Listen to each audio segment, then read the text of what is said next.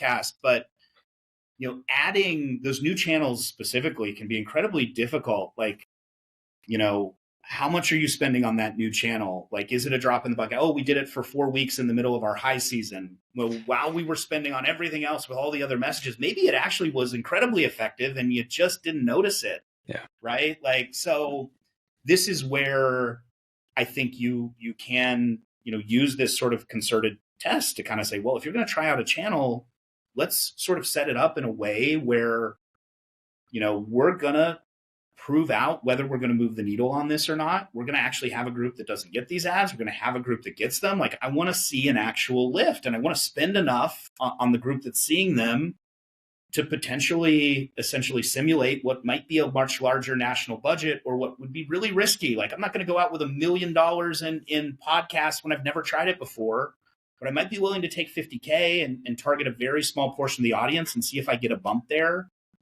New channels can be tough, right? Because if you're not seeing that lift, the question becomes, did it happen and I couldn't figure it out? If you build a true experiment and you see that lift, fantastic. If you don't, the question then becomes, is this a bad fit? Am I reaching the wrong people? Am I giving them the wrong message? Sometimes you might need to go back to the well and try again and things like that. I think we give folks the opportunity to do that in a much more structured way. Yeah. Now, at the same time, look, if you can't drive lift in a channel, what do we think is going on there? That's, you got to kind of unpack and you got to use your managerial hat a little bit and things like that to really kind of understand, is it who I'm talking to? Is it what I'm saying? Is it those sorts of things? But it gives you the opportunity to go deeper on it. Yeah. And when they say they're using QR code engagement or the codes that we set in the show as their primary measurement, then you have your job cut out for you, and you got to back up a little bit and train them on what to measure, because you get a lot of that.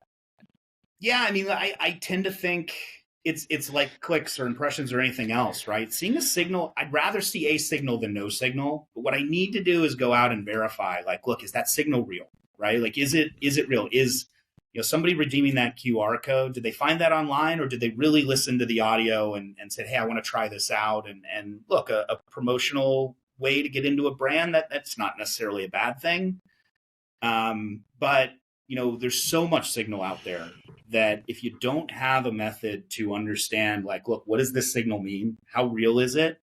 Is this correlated? Is it causal? Is it noise? Like, that's what I think incrementality gives you the opportunity to have a real plan of attack, right? And a plan of attack and a tool in the tool belt to suss this stuff out, it puts you at an advantage. And if you're not thinking about it, I would argue some of your competitors are, and that's where that advantage comes from.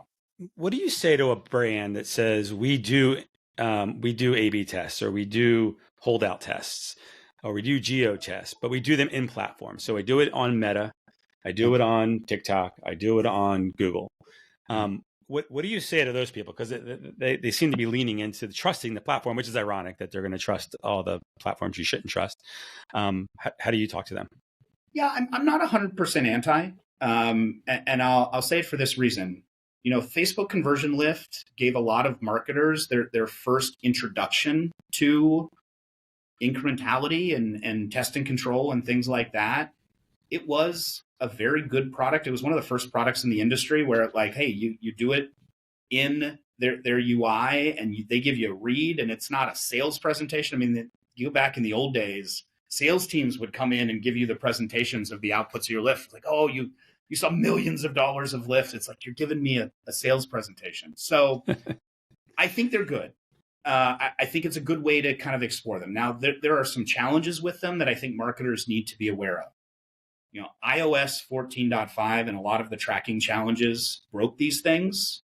Some of the platforms have worked very hard to be able to bring that capability back, but they need a lot of signal net of that loss.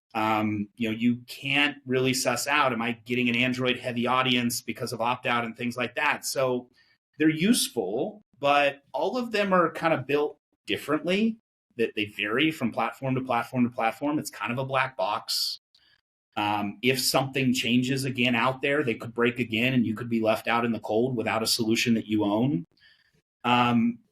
They're useful. But if they're the only thing you're relying on, I think you're probably just doing that to really just get accustomed to, okay, what is this stuff? How does it work? How do I get comfortable with it?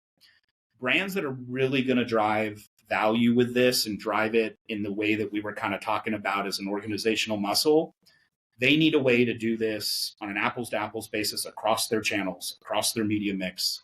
They need a way to control